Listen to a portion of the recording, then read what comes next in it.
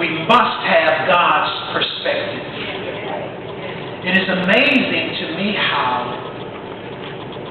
when tragedies happen, like the tragedy that happened in Newtown, Connecticut,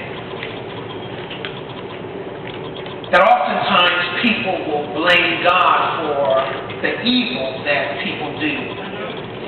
And I want to let you know this morning that God had nothing to do with what happened in Newtown, Connecticut. As I watched the news this weekend, as I listened to the parents talk about how they spent the last morning with their children. One man ate breakfast with his son. They sung a song together. And they talked about how they were going to spend their Christmas holidays together. And he walked his son to the bus and put his son on the bus, not knowing that that would be the last time that he would see his son alive.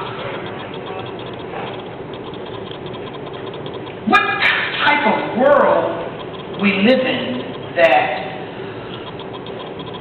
people can just kill innocent lives, not just say 1 or 2 or 3, but multiple lives of innocent children who haven't done anything to anybody for any reason.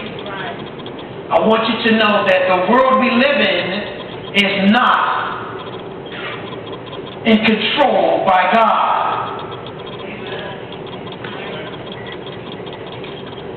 God gave the world to man.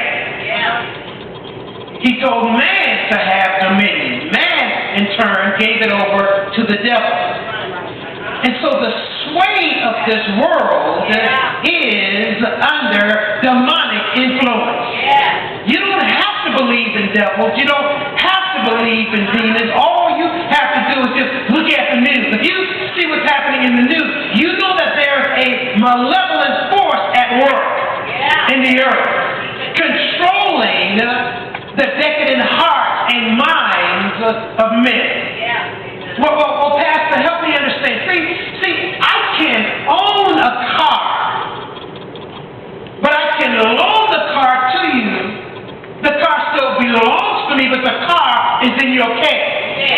And you can destroy the car, even though the car belongs to me, you destroyed the car.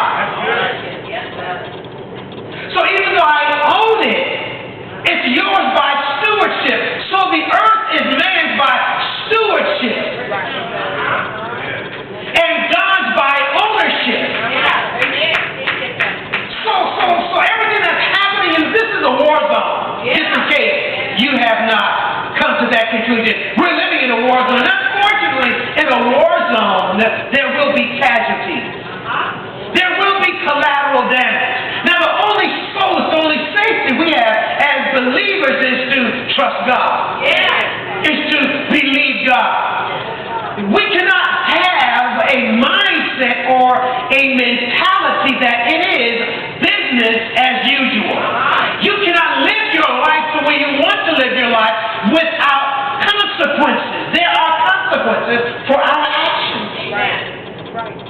And so, we live in a world that's dominated and controlled by evil forces. And so, last Sunday, I began talking to you from the topic, it didn't kill me.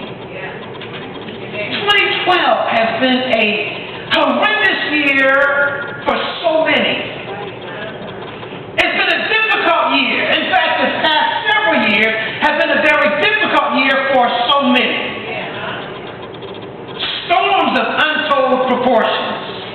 All kinds of tragedies happening. Economic upheaval and turmoil and uncertainty. All these things are a part of a fallen world.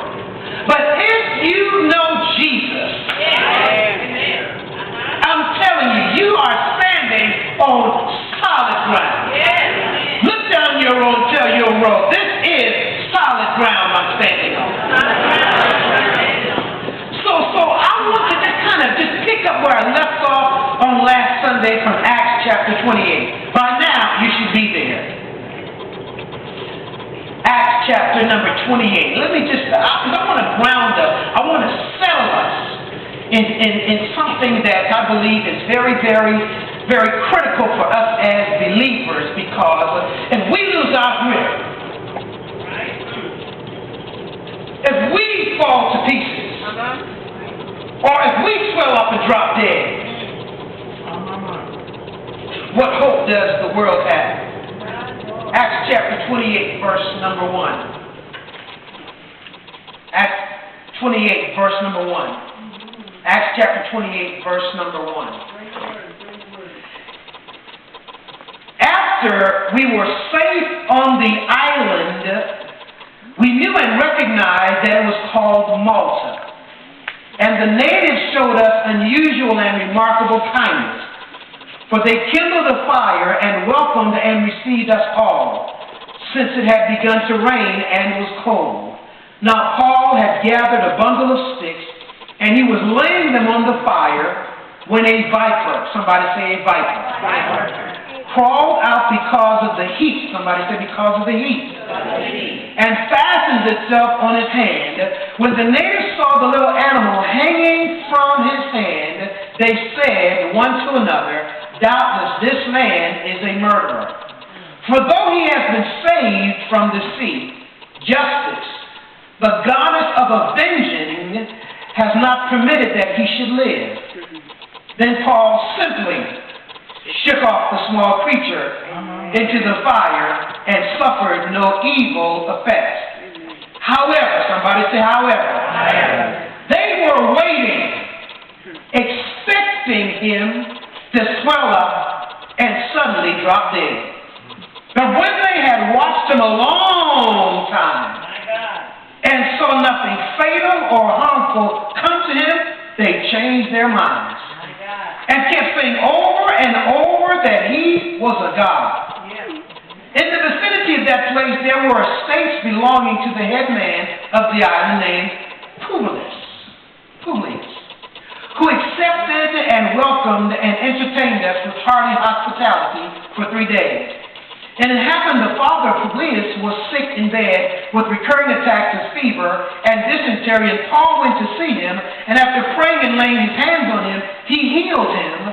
After this had occurred, the other people on the island who had diseases also kept coming and were cured. They showed us every respect and presented many gifts. Somebody say many gifts. Many gifts. Oh, somebody's going to get many gifts in 2013. Because you stayed the course. You've been bitten and you didn't die. With people looking at you, waiting on you, expecting you to die, but your anointing has been increased through the hell you've been through.